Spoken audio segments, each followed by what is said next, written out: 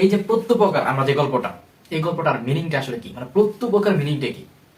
প্রত্যুপকার মিনিংটা হচ্ছে যে ধরো সাপোজ আমি তোমার ইসমাইল ভাইকে একটা উপকার করলাম, ঠিক আছে?